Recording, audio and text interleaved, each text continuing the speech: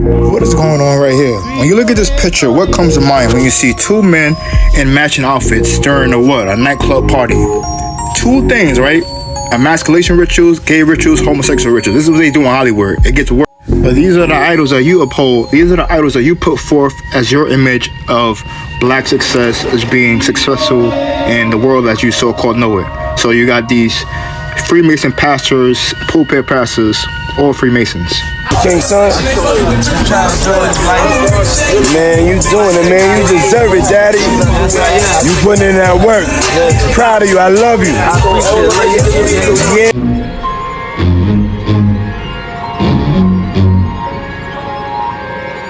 A few moments later, a few minutes later, a few inches later, 12 seconds later, 3 days later, 3 weeks later, many months later, 6.5 hours later, 1 eternity later, 2,000 years later, 3:28 a.m. Tomorrow, day 2, day 3, day 4. Well, look what we have here. We have Quincy Jones dead at 91, right? Type in Quincy Delight Jones, his full name, into gematria calculator, you get the number 91, right? So his death was a numeric ritual sacrifice by the numbers, right?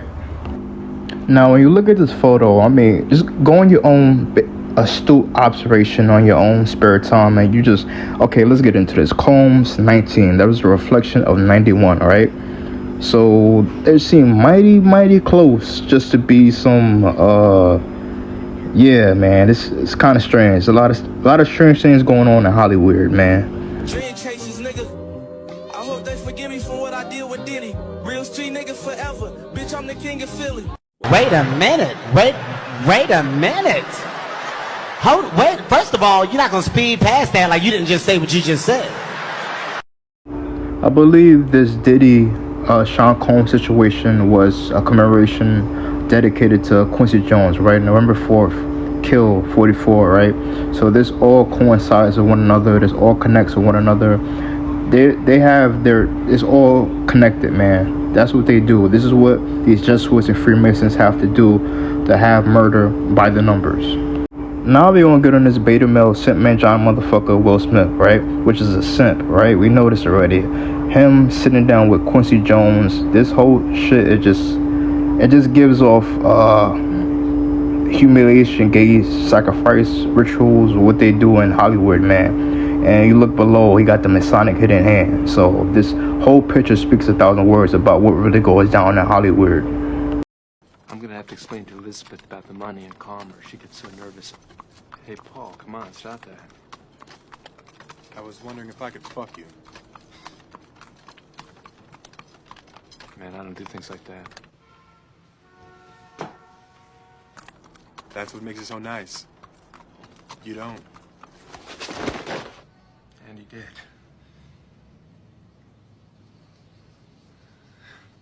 And it was fantastic.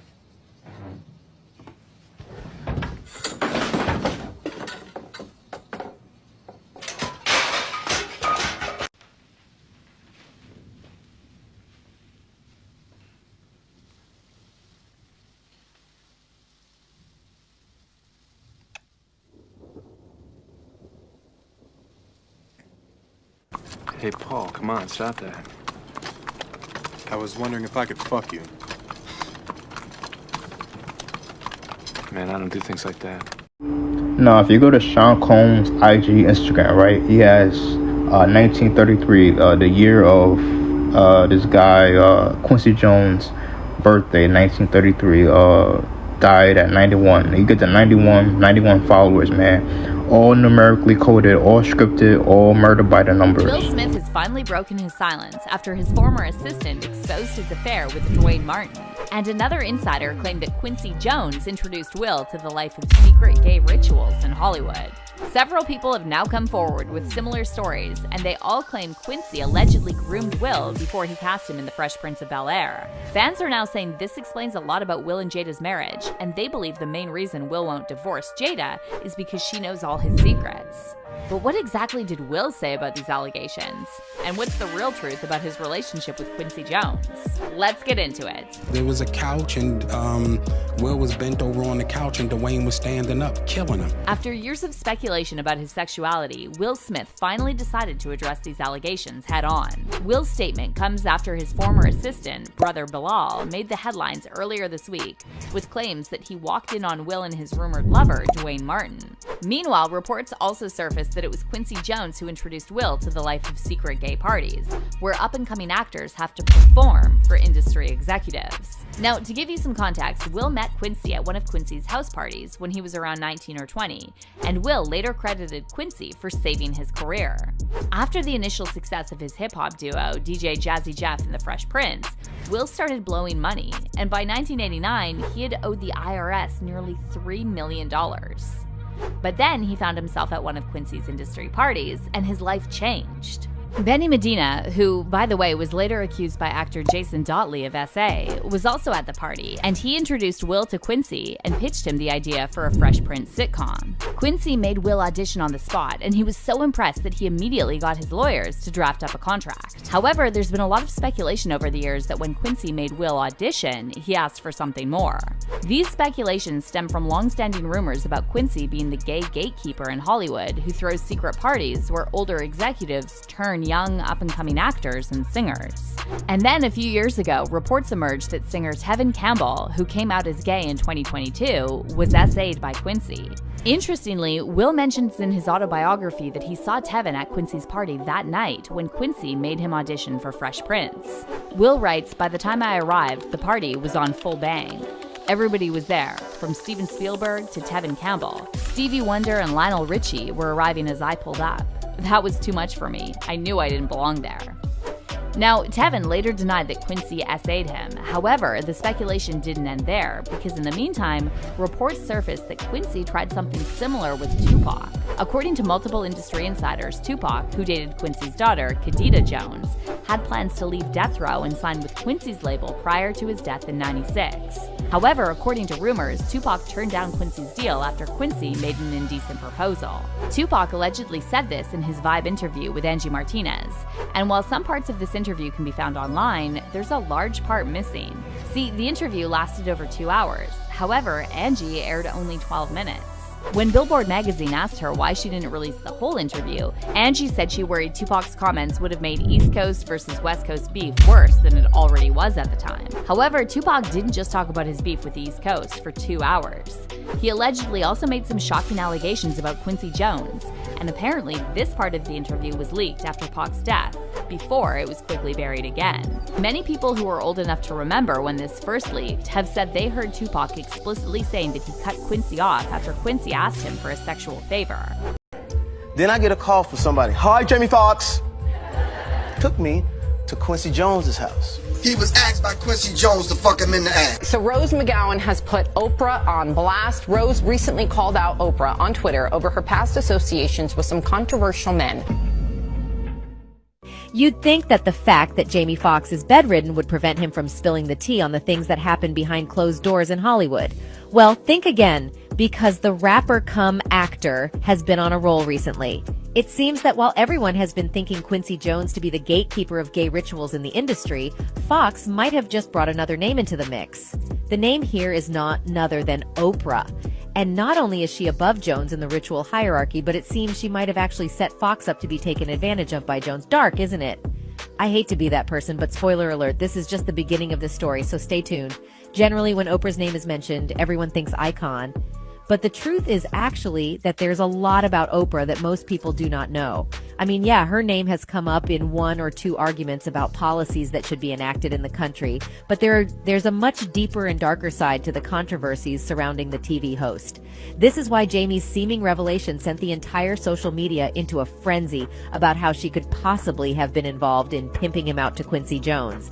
And as unexpected as it may seem, there's actually a lot of substance to the claim. Jamie Foxx has been an entertainment mainstay for decades now, with an Oscar and a Grammy under his belt, as well as a best-selling memoir. But in a recent interview with Access Hollywood's Scott Evans, Foxx revealed that his career very nearly took a different turn. until Oprah Winfrey stepped in to give him some advice. In 2005, Fox was riding high from the critical acclaim he garnered for his performance as Ray Charles in the musical biopic Ray, a role for which he would eventually win the Academy Award for Best Actor. But his celebrating had turned into non-stop partying. Winfrey took notice of this and called him up out of the blue. While the actor thought her involvement was because she wanted better for him, it turns out she had her own plans all along.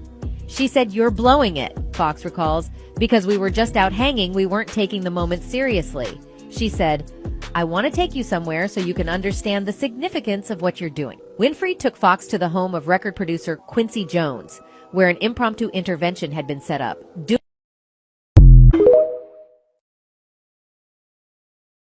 Doing an uncanny impersonation of Jones, Fox remembers being told, "You've done a great job on Ray, but you've F***ed everything else up now. You gotta buckle down, baby."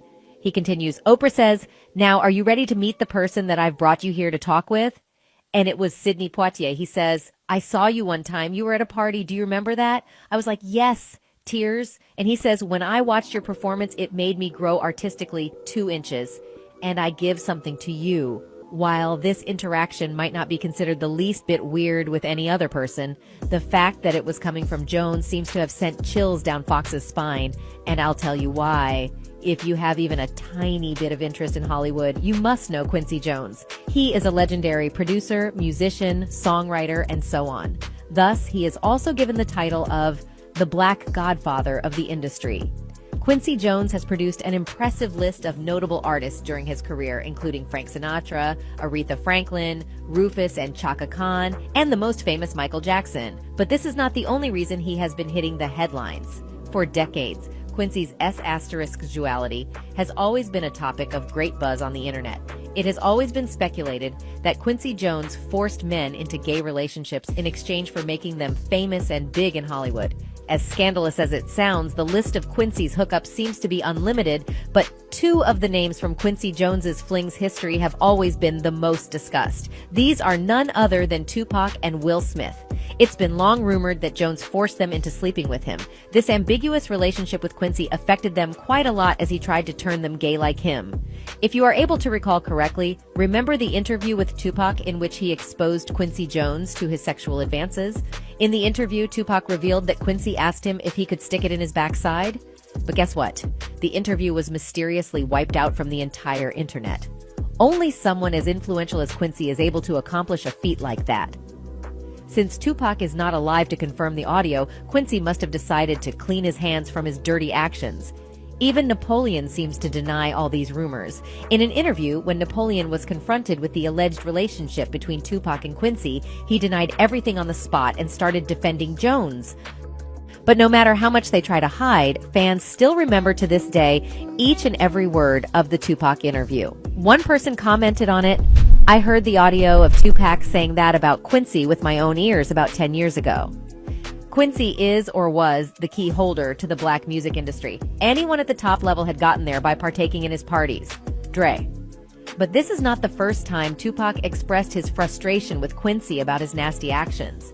Back in the day, in an interview, Tupac lashed out on a lot of associates and made some daring remarks about them. So was he referring to Quincy Jones for making people submit to his fetishes? It might be true since Tupac and Quincy got quite close during his career. Maybe Quincy took that as an opportunity and decided to make his move on Tupac. They were close to the point that before his death, Tupac was even considering leaving his signed label Death Row Records to join Quincy's label.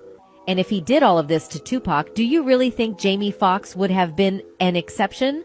I'd say it's pretty unlikely, which is why the actor has seemingly chosen to expose both Quincy and Oprah. While it is easy to doubt that Oprah might actually have been responsible for Quincy picking a liking to Fox, this is actually not the first time the television host has reportedly enabled assault by the hands of someone close to her. A while back, a British actress alleged that Oprah had been an accessory to Harvey Weinstein, sexually taking advantage of her. British actress Katie Noble said Tuesday she was head over heels impressed when she first met Weinstein at an event in London because he was hanging out with model Campbell and had megastar Oprah swinging off his arm. "I thought, obviously, this man has something amazing in store for me," she said during a teary-eyed press conference in Manhattan to discuss the sex trafficking lawsuit she filed a day earlier against Weinstein in Manhattan federal court.